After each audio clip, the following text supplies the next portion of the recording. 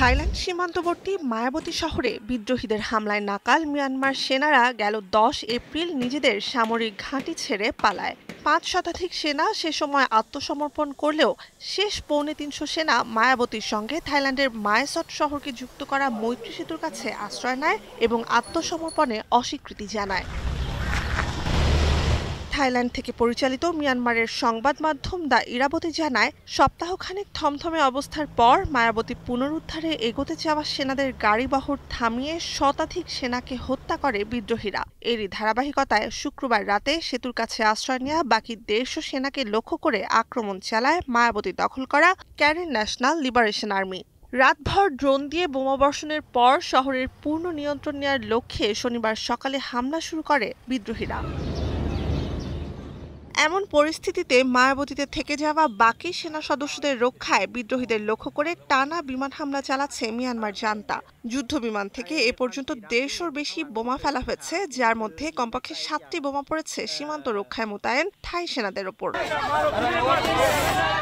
সংঘাত থেকে বাঁচতে হাজার হাজার মানুষ মোয়েই নদী সাঁতরে থাইল্যান্ডে প্রবেশ করেছে। শনিবারই প্রায় ১২০০ মানুষ ২টি অস্থায়ী শিবিরে আশ্রয় নিয়েছে বলে জানায় থাই সংবাদ মাধ্যম।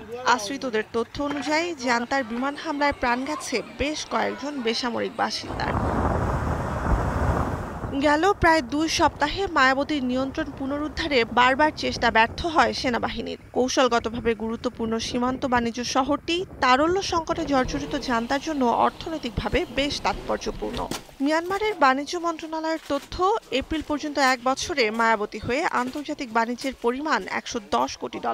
এমন পরিস্থিতিতে মায়াবতীর নিয়ন্ত্রণ হারানোর প্রাথমিক ধাক্কা কাটিয়ে আবারও শহর পুনরুদ্ধার অভিযানে নামে জান্তা।